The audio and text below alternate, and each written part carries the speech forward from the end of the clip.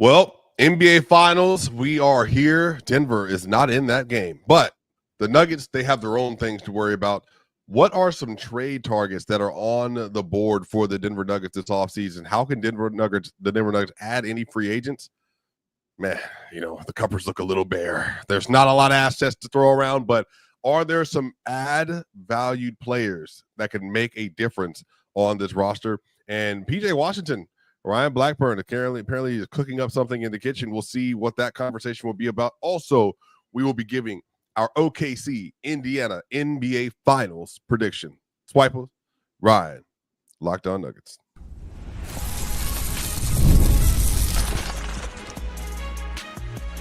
You are Locked On Nuggets, your daily Denver Nuggets podcast. Part of the Locked On Podcast Network, your team every day. What's going on, y'all? Welcome to Locked On Nugget. This is your host, Swipa. This is your team every day. Thank you so much for joining us for yet another episode of Locked On Nuggets. Back-to-back days with your boy, Swipa, and I'm joined by one of my best friends in the business, Ryan Blackburn. And y'all, before we get into this episode, today's episode is brought to you by FanDuel. Right now, new customers can get $200 in bonus bets when your first $5 bet wins. Yo, this is going to be quite the episode. And as you all know, everybody's aware, the Nuggets, they need help. They need assistance. They need bench players. They need more players. They need more veterans. They need more players that can do multiple things. So let's search through the covers of the NBA free agency and see what exactly the Denver Nuggets can acquire to help them get back to their place of prominence. And Ryan Blackburn, you had put out yet another banger article that kind of summarizes the great things that are out there that the Nuggets could possibly latch on to. Ryan, number one, how are you doing today, and how are you feeling about where the offseason is right now? I'm doing well today. Been honestly been very happy just in general to be out of the flow of the NBA schedule and being able to schedule some content out, not having to be kind of beholden to that schedule all the time. But making my way through and very excited to be able to talk about some things here. Making my way downtown. Had a good conversation with Jake Coyne, who we had on the show last week. But I had one that's going up on the Pickaxe feed tomorrow. And we went through just a bunch of scenarios. And it got me thinking, especially the article that I put up earlier today on Mile High Sports, that there are a lot of ways that Denver can go. And like when they say run it back, it doesn't necessarily mean that they're stagnant. It doesn't necessarily mean that they won't do anything. I think that the conversation just shifts a little bit, and the targets that they can go at are a little bit smaller. But there are some names that I wanted to throw out there for Nuggets fans that I think, hey, doesn't necessarily mean that they're going to get these guys, but here's something that they could do. Yeah, I think that a lot of people are looking at the Denver Nuggets assets, right? In the singular, by the way, there's one first round pick they can throw. Assets. No ass. And they're saying, okay, you got some movable contracts, maybe. You have some intermediate contracts that might not be movable, maybe. You have some young players with very cheap contracts that you might be able to make a part of a larger deal, maybe. You got first round pick, maybe. You have swaps you can use, maybe. Oh, man, we got about, 10, 12 second-round picks to use? No, I'm just kidding. We don't have any. Ryan, you can throw Ryan in the deal. You're looking for another great writer in some media department somewhere else. Ryan Blackburn throwing basically Ryan. I think you would have the value of a second-round pick if really push came to shove. I've got the same amount of value that Calvin Booth put on them. That's for sure. There you go. So, Ryan, when you think about where this team is and you look at some of the trade targets that you kind of talked about in your article, what do you feel like they should be looking for? Like, what is the type of player, maybe before we get into specifics, that they should be targeting? Yeah, so basically if you're going to lock in your starting five, and the premise that I went into with that article was, okay, run it back means you're not touching the starting five. You could try to replace Russell Westbrook and get somebody who's a little bit more, I think, safe, maybe just a little bit more two-way in terms of shooting ability, things like that. You could try to just add around him and not necessarily do anything too crazy. Add a wing, somebody that's like, I think one thing that we've noticed over the course of these past couple of years, as Christian Braun has gone from the 4th to the 3rd to the 2nd to the first best 3-and-D wing that they have, they're running out of 3-and-D wings. They just don't have as many of those guys in the rotation as they probably need to make themselves better. Mm-hmm. You could go for a long-term Michael Porter Jr. replacement. You could try to add a true backup center. There's a lot of different ways that they could go to make sure that they are as good as possible. But the one thing is just above all is you need talent. And Denver needs a guy or multiple that you can go out and get and say, that guy's definitely going to be in our playoff rotation when it's all said and done. Because when they added Dario Saric, the thought was that he was going to be in the playoff rotation by the end of it. And he wasn't. And Denver had, then they had they thought what? Yeah, exactly. Like that was Well, Ryan, when is the last time Dario, what is there a player? This is a real question, Ryan. Use your basketball brain. Okay. You study the tape. You're grinding the all 22. Tell me, is there a player with the archetype of Dario Saric that has played in the playoffs in the last 3 seasons of value, like that's actually contributed? And I'm not talking like a lack of melanin in their skin. I'm talking like not a jumper, not necessarily rim protector, but more so like maybe a connected passer, like a below average, post scorer, but somebody that can like just be like a connector, but not necessarily good defensively or offensively. So somebody I thought about was Maxi Kleba. Who has been in the rotation for different teams before.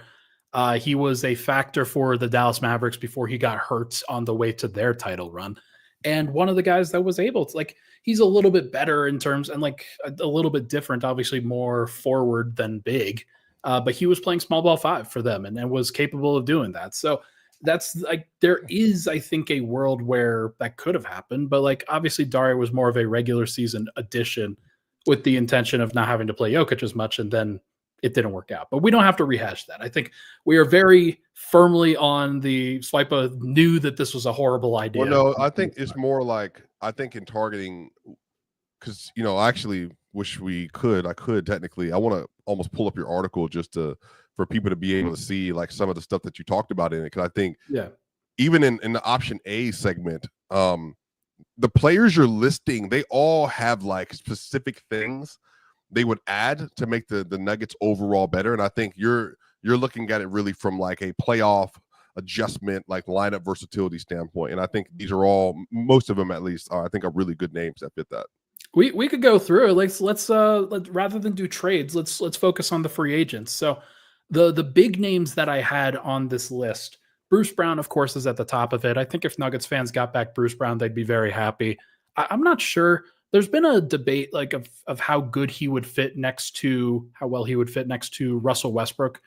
I don't think that's a good fit personally, but there are others that do think it's a good fit. I just think that they kind of fill more or less the same role for what you would be expecting, and you should be trying to add more spacing. So if you're keeping Russell Westbrook, I'm not sure I would go with Bruce Brown. I would go with somebody like a Luke Kennard or a Taurean Prince or even a Trey Mann, somebody that's more of a scorer, more of a spacer, rather than somebody that is like notably versatile. What do you think of the list and some of the other guys that I put out there? Well, I've already talked to you about a few of these guys on here. Amir Coffey is just a no. That's just doesn't have. That's crazy because he played 1,800 minutes for the Clippers this year. Yeah, that's not a player that I would put in playoff rotation. He doesn't have any one thing that he does at a high level, defensively, offensively, passing, but he would shooting. be reliable, and he would be somebody that wouldn't be a liability. Yeah, I mean, maybe I just would. That's probably low. He's on the lower end of this. Jake LaRavia's interesting player. I think that like you could see some upside with him. Trey Mann, more than likely, no. Just especially defensively, he would be I think a player that really struggle in the system, depending on how he committed. Taurean Prince, I've thought about, and I think Taurean would be a good add because, again, for a player that cheap, who you might not even need to be able, you might not need a taxpayer MLE to get Taurean Prince based on kind of where his value is at. But having a 6'7" like player who can defend and also is a good shooter at this point in time in his career, add another athlete body, he would be like a better version of Justin Holiday in some ways, and so I think that would be a good add. I'm looking at the rest of this list. Chris Boucher, it's always been a hypothetical Chris Boucher, possibly, maybe. Luke Kennard, I think adding the shooting would be important, but again, like getting those shots up would be the question of this list. I think Bruce Brown is just probably the most natural fit, but it does depend on kind of what happened with Russell Westbrook, if he comes back onto the team or not. I do think there's a world where Denver explores the idea of either allowing Russell Westbrook to walk away if he declines the player option, or if he opts into the player option, maybe even moves him in a different deal and then kind of frees up space for Bruce Brown. But it is kind of odd because from a value standpoint, you're not getting anything better than Russell Westbrook for $3.5 million on the market right now. I don't think I just think that what they have with him from a value standpoint, from an impact standpoint, even if it's not a perfect fit, is still very viable. So it's a tough situation for them to be in, man. I don't really envy Nuggets right now. I mean, yeah, we'll see. We'll talk about that a little bit more on the other side. But y'all, we got more names to get to. Ryan wrote a very lengthy, wordy, article because that's what he does. It's a great article, and I loved reading it. So we'll talk about all of this and more here. Locked On Nuggets. Now, the NBA playoffs are in full swing.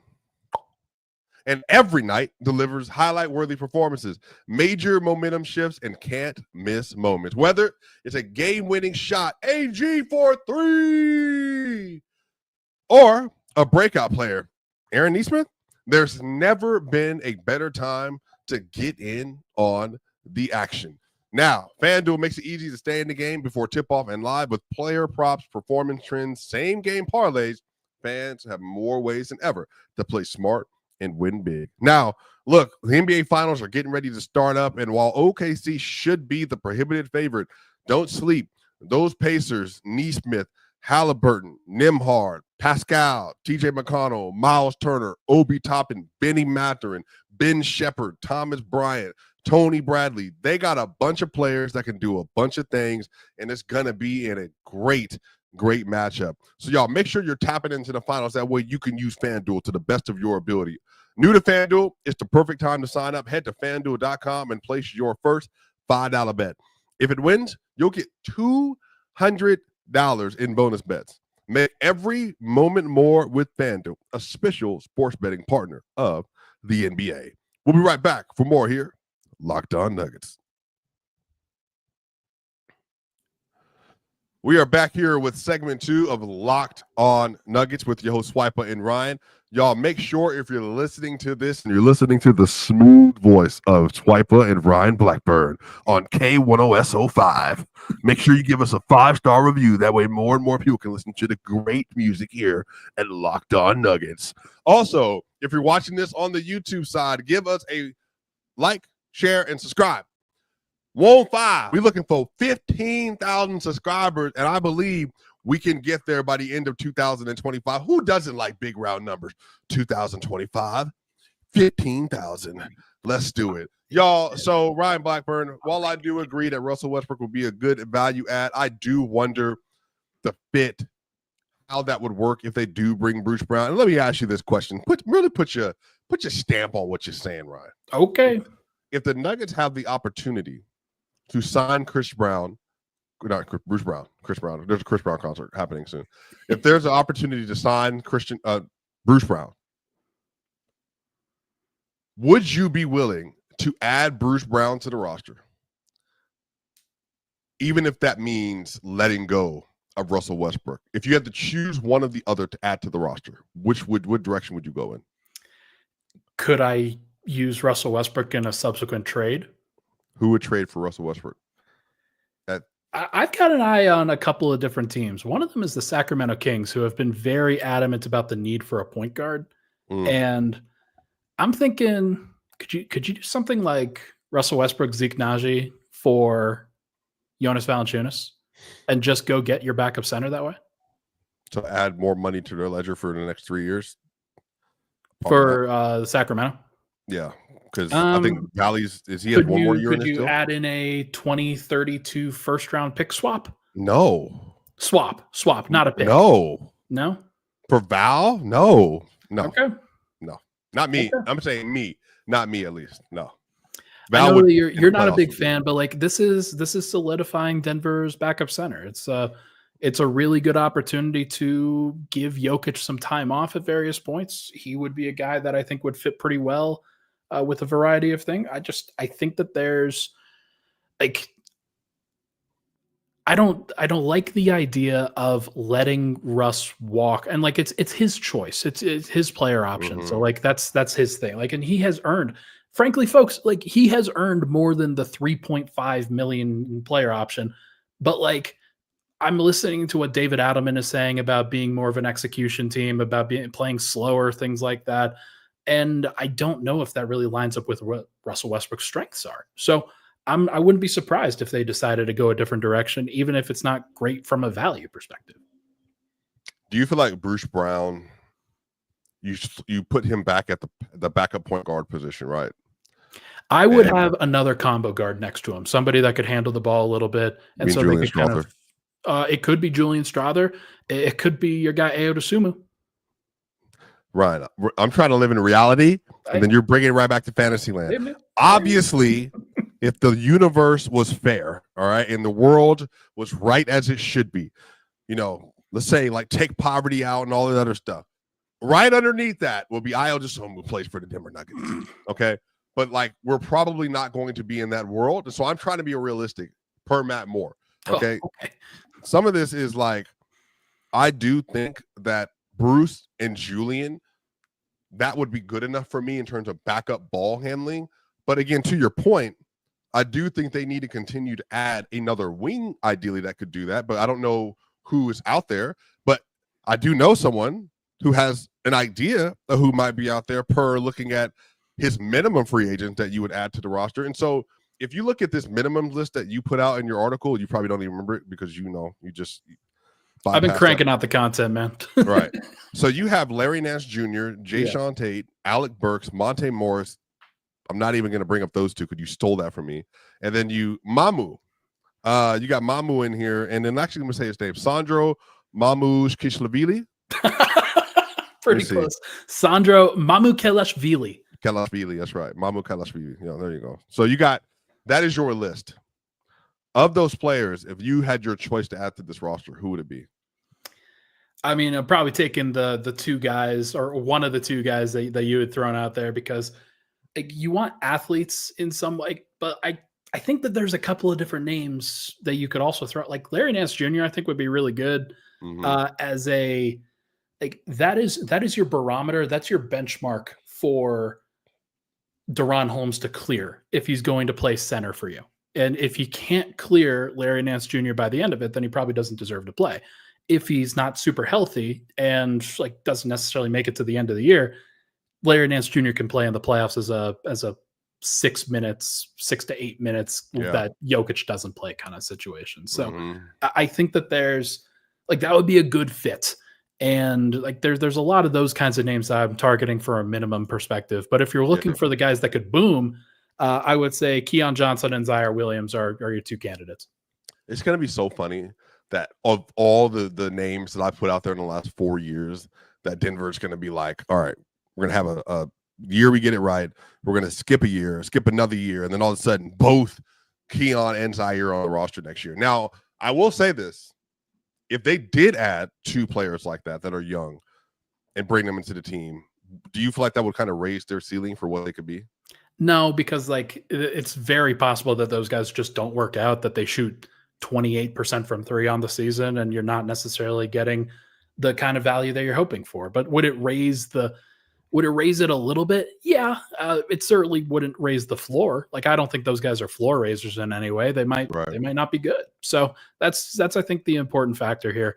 Another name that I'll throw out there is DeAnthony Melton. I think that he tore his ACL at the beginning of this past year. If he's healthy, if he's in a good place coming off of that injury, if he's willing to do a 1 year kind of make good contract, trying to put himself back into the free agency mix, then I think that he's a good candidate for Denver as both somebody who can handle, but somebody who can space and somebody who can guard. Mm-hmm. Yeah, I agree. I think for me, it's just really like, are they willing to make some of these adjustments if it goes against like the draft and stay young philosophy. And because you're not bringing, and I think that's really been the thing, bringing these players in to develop them within your own program and drafting them, and then now adding another player who's kind of existing outside that framework, and they're younger. And I think that also is another thing too. Like, are you willing to take a risk on prospects that haven't maybe worked out somewhere else to bring them in to allow it to work? But on the other side, Brian, you actually have another list I want to get to in here. Then we can talk about the PJ Washington part of this conversation. We're going to talk about all that in segment 3 here. Locked On Nuggets. Pew, pew. Pew, pew. We are back here for segment 3 of Locked On Nuggets, here with your host Swipa and Ryan Blackburn. Now, Ryan, you had a option C segment here. Massive bench shift. Can you give us a little bit of a walkthrough with some of your thinking and how they would acquire some of these players here?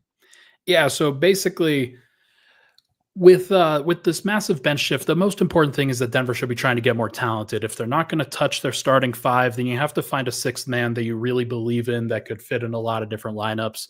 And I identified a few different players that I thought might fit that bill. Kobe White from the Bulls, Colin Sexton, Dante DiVincenzo, Grayson Allen from the Suns, who you and I have talked about offline, Max Strus and Isaac Okoro, Bobby Portis from the Bucks, and PJ Washington. The big reason why I think these names make sense is you have to follow the money. And I've been doing this for long enough now that you start to look not just this year in free agency, but next year's free agency. When do guys' contract expires? When, like, which teams are going to be willing to pay that next deal? Like, if your agent is having conversations with a team about an extension, then what are you going to look for? And is that team willing to pay said extension? And I came around to PJ Washington for this reason. The team is going to draft Cooper Flagg. Who? He's a ball and white boy, like one of the first of his name. Basically, I was about to say first of his name is insanity. Cooper Flagg. And so basically, they've already got Anthony Davis. They've got Derek Lively. So you're going to want your number 1 overall pick to start. He's making 14.1 next year, bro. Yeah, and he's a free agent after that. Oh, that's a pretty. So what would the trade be? So the trade that I threw out there, you take back a prospect who has not worked for them yet in Olivier Maxence Prosper, and you send out Zeke Naji, Dario Saric, Peyton Watson as your main value piece, and a 2031 first-round pick. You might even have to add a little bit more there because you're sending out bad money. Let's face it, Zeke and Dario. But I talked about this with Jake Coyne, who we had on the show last week, and he effectively said, "Yeah, this is a good idea because, and people you're getting the why would the Mavs do that? Because they are saving money because they can't pay PJ Washington's next deal, and they're not going to. That's the thing that people, especially in this second apron era, they are going to try to kick that can down the road as much as possible. And so if there is a deal that they could get somebody like a Peyton Watson, now they might pay Peyton Watson's next deal because he's probably going to get like $12 million. Yeah, I said yesterday on the show, I think he's looking at Isaac Okoro right now, like $11 million a year. And PJ Washington's probably looking at 25. Like you're looking at he's a starter. He's a starter in this league, and that's just what starters make now. So I'm thinking that's something that people have to start considering with this. And if you're Dallas, if you're trying to kick the can down the road because Kyrie Irving isn't even healthy for this upcoming season, then I think that you're starting to have those conversations, like maybe PJ Washington on a team that already has Anthony Davis and Derek Lively and Daniel Gafford for now and Cooper Flagg. He may just not fit.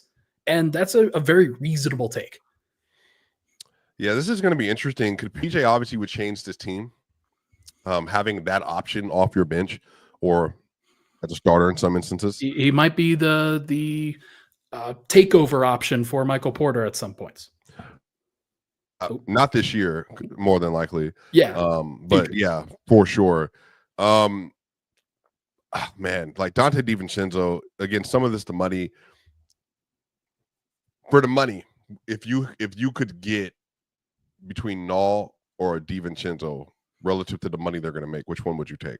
Oh man, I think Dante's probably worth more, maybe. Probably Nikhil, but I think Dante, given think about the weaknesses that Denver has as a team, right? They showed that even though they are not the best defensive team, you just get good offensive players to play hard defensively, and they've got a baseline. You need the shooting. You need the spacing. You need somebody who's willing to jack it up and let it fly. And that's what DiVincenzo would do. Now, Nikhil has some shooter tendencies in him as well. He can do those things. But I think that they would both be good targets. They would both be the sixth man for Denver. That's for sure. Yeah, Dante probably makes the most sense, of what this team needs. But Nikhil, either one of them would be a sixth starter on the roster. So they really shouldn't be pickers. They just whatever you get is whatever you get there. I talked about Grayson Allen. We called about this, but it's just making the money work.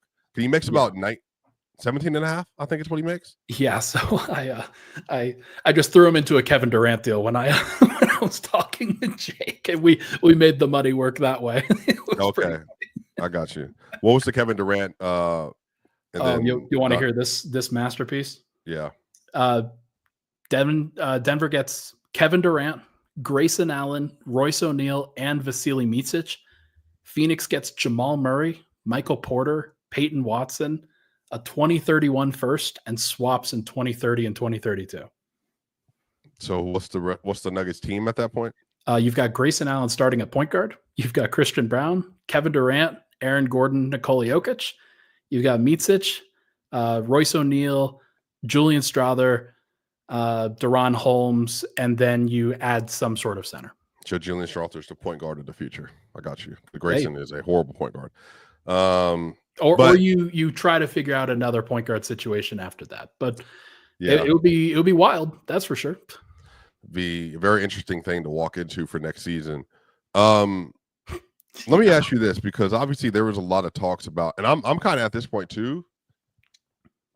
I don't know what the Trey Murphy package is, but look, would that not be the most sensible thing if you could find a way to acquire between Trey, Cam, and Kevin Durant, the wing, to add to the roster, be the wing of the future? Oh yeah, Trey, I think would be the best option for multiple reasons. KD's obviously tough, and there's going to be other players, other teams that really target him.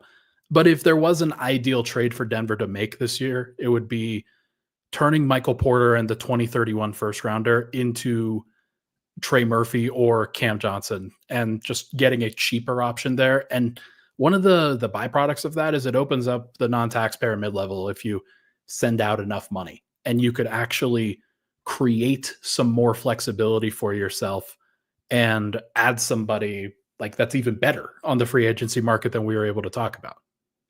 Yeah, I think Denver, for all the great things Porter has, Denver having a wing that could dribble, create would be, they would be living in nirvana. That's what the league is now. Trey Murphy averaged 21 a game this and year. There was a run where he had, I don't remember what it was exactly. Actually, I gotta find this. I don't know if you remember how many games it was. Trey Murphy had a stretch where he was going 30. Yeah. Including against Denver. There was a game that he had 40 on 18 shots or something it was crazy. Yeah, that was now in that game, Michael Porter going off for 36 and 39. So it's regular season basketball, and there are some weaknesses that show up in the playoffs. But again, if you're looking to get cheaper, if you're looking to get a little bit more of a sustainable roster, then that's one way to do it. But it's not really viable because everybody else is going to want Trey Murphy and Cam Johnson. Yeah, 32, 40, 41, 25, 20, 23 in a stretch from crazy. Yeah, that was two Denver games in there too, by the way.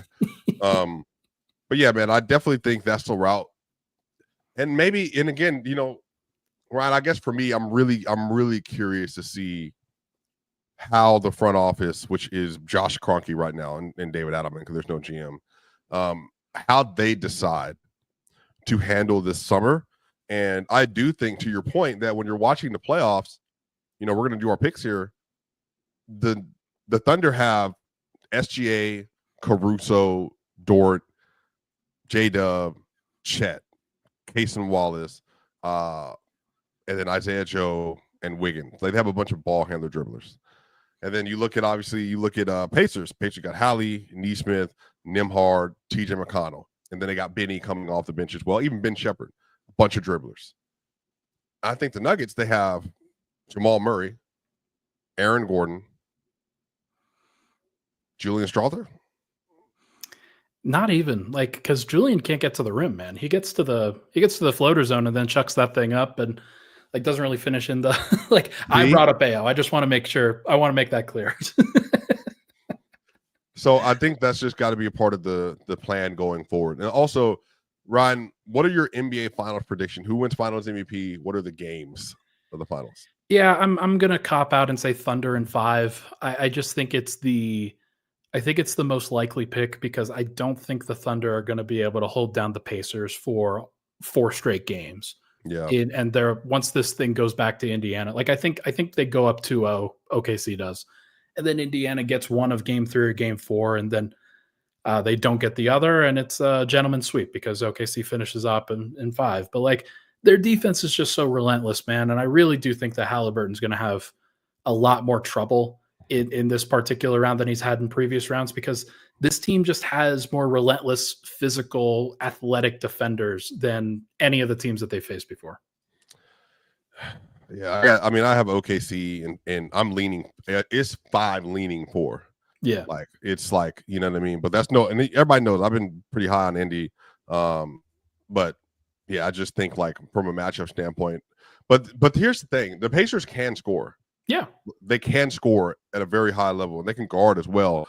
But I really am curious to see how they deal with like the level of ball pressure they're going to see versus OKC. Pascal might have some. He might have some games, but I kind of wonder if that's a matchup where Alex Caruso guards Pascal in the way that he was guarding Jokic and just tries to get under him as much as possible and make him uncomfortable. I could see them mixing and matching all of these matchups to the point that Indiana is just like they're screaming mad, trying to get some calls. Mm-hmm. Yeah, but that's gonna do it, y'all. Let us know what you think. Please go check out Ryan's article at milehighsports.com. Yes, sir. milehighsports.com. Type in Ryan Blackburn. You can see all the great work that he's done. Also, make sure you like, share, and subscribe here on the YouTube side. Brother Matt and I will be here with you tomorrow. Make sure y'all let us know who you think a realistic acquisition should be for the Denver Nuggets. Who would you sign the taxpayer MLE to, or some veterans, some minimums that you would try to add to this roster? What are your finals picks? It's PJ Washington, Dante DiVincenzo, Trey Murphy. Who would you like to see added to this Nuggets roster? That's Ryan. This is Swipa. This is K105, Smooth Jazz, Locked On Nuggets. See ya on the other side. I can't believe you.